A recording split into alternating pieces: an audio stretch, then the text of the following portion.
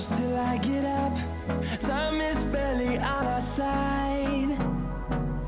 I don't wanna waste what's left.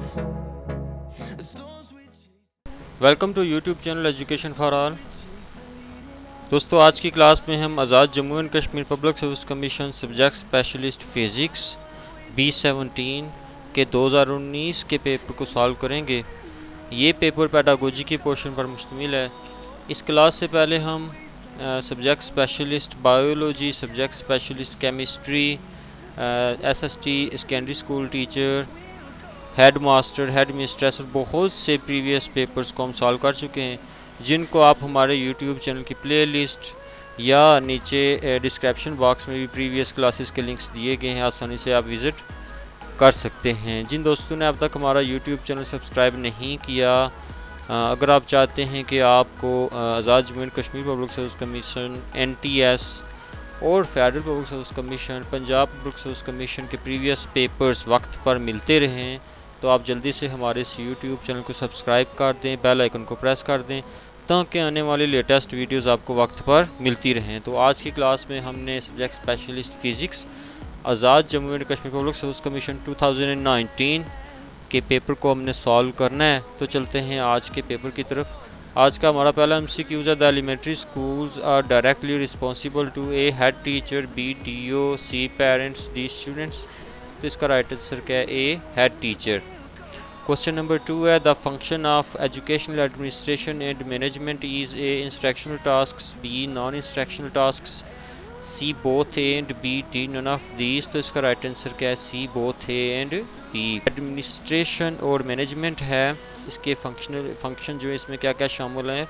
Instruction tasks भी इसमें आ जाते हैं और नॉन इंस्ट्रक्शनल टास्क भी इसमें आ जाते हैं। क्वेश्चन नंबर 3 है, school budget includes A development expenditures, B non development expenditure, C both A and B and D none of these. तो इसका राइट आंसर क्या है? Both A and B। जो स्कूल का जो बजट है इसमें क्या कुछ आ जाता है जी? डेवलपमेंट एक्सपेंडिचर्स भी और नॉन डेवलपमेंट एक्सपेंडिचर्स भी। आगे क्वेश्चन नंबर 4 है, the characteristics of good planner are A optimistic, B motivator, C producer, D all of these. तो जो एक अच्छा प्लानर होता है इसमें ऑप्टिमिस्टिक होता है, मोटिवेटर होता है और प्रोड्यूसर आता है, इसमें ये तीनों चीज़ें आ जाती हैं। तो D is the right answer all of these. Question number 5 है, the level of school administration can be judged through a head teacher, B beautiful building, C learning outcomes and D teacher student relationship. तो जो school की जो administration होती है, इसका जो level है, इसको जज करने के लिए उस स्कूल में जो लर्निंग आउटकम्स होती हैं, क्या कुछ सीखा जा रहा है, तो इसके ज़रिए इसको चेक किया जा सकता है। तो ये बेस्ट वे होता है। तो C learning outcomes. Question number 6 है, which statement makes technology ineffective in student learning? A it develops higher thinking skills, B it prepares students for the workforce, C it enhances students collaborative skills, D decreases achievement in content learning। तो इसका right answer क्या है? D decreases achievement in content learning। Question number 7 है, there are several reasons why teachers are reluctant in using media in the teaching learning process. Which is the most common reason? A the difficulty in integrating them in curriculum, B the limited exposure of teacher to new equipment, C their incapability to diverse the need of the learner, D the excessive validity of local technology in the community। तो इसका right answer क्या है जी? कि the limited exposure of teacher to new equipment. जो हमारी जो technology है लर्निंग प्रोसेस में, जो टीचिंग टेक्नोलॉजी यूज़ होती है, इसकी वजह क्या है कि टीचर जो होते हैं वो न्यू जो इक्विपमेंट है इतनी ज़्यादा उनको तजर्बा नहीं होता, उसको उन्होंने इस्तेमाल नहीं किया होता, इसलिए वो अक्सर इनकार करते रहते हैं जो मीडिया का यूज़ है उसका इस्तेमाल करने से। तो इसका राइट आंसर क्या है जी? B the limited exposure of teacher to new equipment. आगे क्वेश्चन नंबर 8 है, it is impractical to bring the real object to the classroom. Suppose a teacher constructed a three-dimensional visual. Instead, which of the following he she did? Construct A cartoon, B graphic, C chart, D model. तो इसका right answer क्या है? D model. आगे question number 9 है, empowerment is related to A planning, B organizing, C directing, D controlling. तो इसका right answer क्या है जी? C directing. क्वेश्चन नंबर 10 है, technical skills are the most important for which of the following? A first line managers, B middle managers, C vice president production, D top managers. तो इसका right answer क्या है? ए first line managers. तो जिन दोस्तों ने अब तक हमारा यूट्यूब चैनल सब्सक्राइब नहीं किया, जल्दी से सब्सक्राइब कर दें और इस वीडियो को आपने शुरू से एंड तक हर सूरत में देखना है, क्योंकि एक भी MCQs आपने मिस नहीं करना। आज के जो MCQs हैं मोस्ट इम्पॉर्टेंट MCQs हैं, मोस्ट रिपीटेड MCQs हैं, तो अच्छे तरीके से इन MCQs के आपने नोट्स बना लेने हैं। ये प्रीवियस पेपर है Azad Jammu and Kashmir public service commission का, ये आपको कहीं से नहीं मिलेगा, तो इसलिए क्लास के साथ जुड़े रहिए और पूरी वीडियो को देखें शुरू से आखिर तक। क्वेश्चन नंबर 11 है, motivation is related to A planning, B controlling, C leading and D tactical decision. तो इसका राइट आंसर क्या है? सी लीडिंग। क्वेश्चन नंबर 12 है, which of the following should be included in a research proposal? A researcher's academic status and experience, B difficulties encountered with the previous reading on the topic, C research methodologies and reasons for choosing them, D result sections. तो इसका right answer क्या है dear followers? C research methodologies and reasons for choosing them. आगे question number 13 है, which of the following best describes quantitative research? A the collection of secondary data and its interpretation, B research that is exploratory, C research that attempts to generate new theory, D an attempt to test the research hypothesis।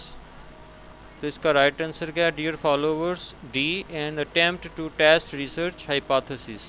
Question number 14 है, the comprehensive term covering building, playground, furniture, equipment, library and laboratory is called a school plant, B educational management, C school staff, D human resource development।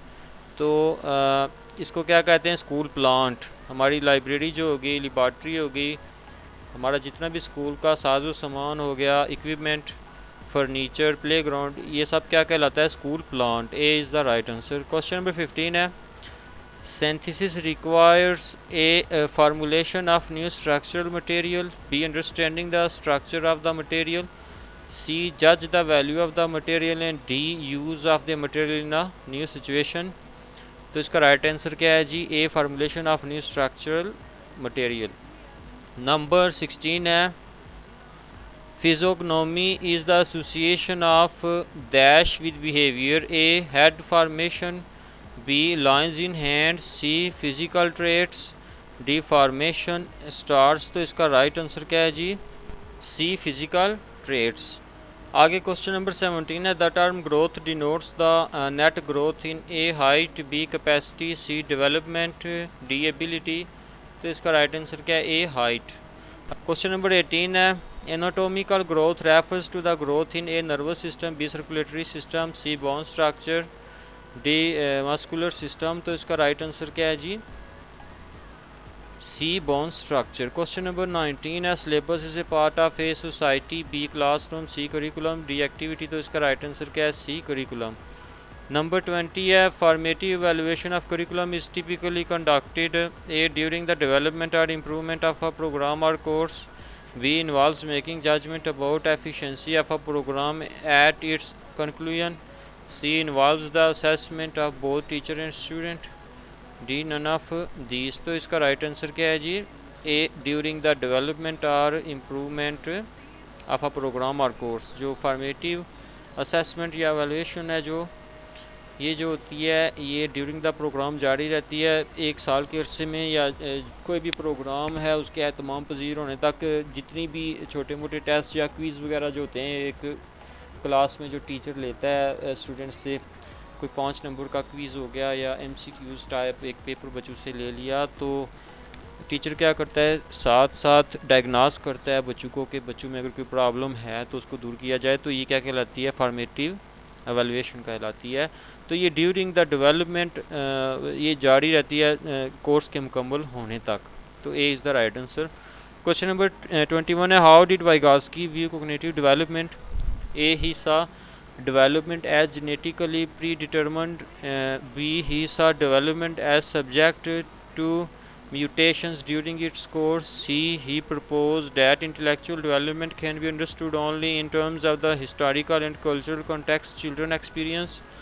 D, he saw development as a sequence of learning stimulus response association। तो इसका right answer क्या है, सी, he proposed that intellectual development can be understood only in terms of the historical and cultural context children experience।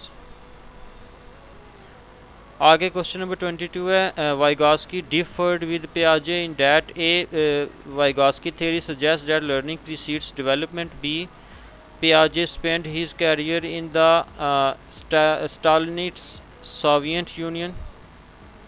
C, Piaget believed that learning precedes development. D, Piaget believed that environmental stimulus contributed to development। तो इसका right answer क्या है, ए, Vygotsky theory suggests that learning precedes development। Question number 23 है, in Herbert approach of lesson planning comparison is also called A, association, B, assimilation, C, abstraction, D, questioning। तो इसका right answer क्या है, A, association। Question number 24 है, grammar translation method is A, modern method, B, student centered method, C, traditional method, D, language teaching method. तो इसका right answer क्या है, D, language teaching method. आगे 25 है, macro lesson plan is used in A, seminars, B, workshop, C, conferences, D, all of the above. तो इसका right answer क्या है, D, all of the above. जो मैक्रो लेसन प्लान है ये बड़े पैमाने पर लोगों को लेसन डिलीवर करने के लिए इस्तेमाल किया जाता है। इसमें सेमिनार्स, वर्कशॉप्स, कॉन्फ्रेंसेस ये तमाम आ जाती हैं। Question number 26 है, a hypothesis is a statement of the aims of an investigation. B, a statement which serves as the basis for the further investigation. C, the methodical evaluation of research evidence. D, all of the above। तो इसका right answer क्या है, A, statement which serves as the basis for the further investigation। B is the right answer। Number 27 है, scientific method is a downtown approach। A, deductive method, B, inductive method, C, hypothesis method, D, pattern method। तो इसका right answer क्या है, A, deductive method। Number 28 है, in a statistical index which describes the degree and direction of the relationship between two variables। अब यहाँ पे relationship की बात की गई है टू वेरिएबल्स के दरमियान। तो क्या कहलाता है, A, regression, B, mean, C, correlation, D, t test. तो C is the right answer, correlation. Number 29 है, classifying students in a statistical course by their gender is an example of which scale of measurement. A, nominal, B, ordinal, C, interval, D, ratio scale. तो इसका right answer क्या है, ए, nominal.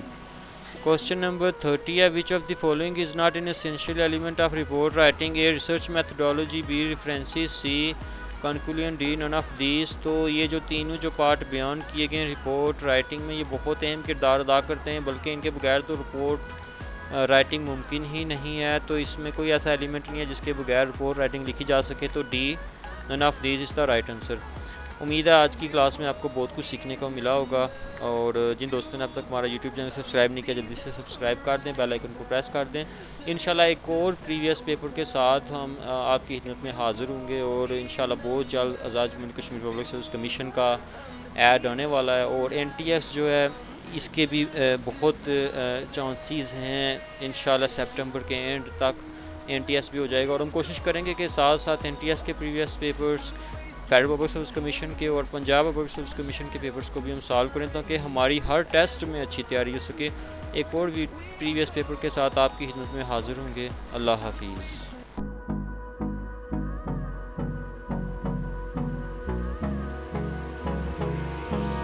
Hold me close till I get up. Time is barely on our side. I don't wanna waste what's left. The storms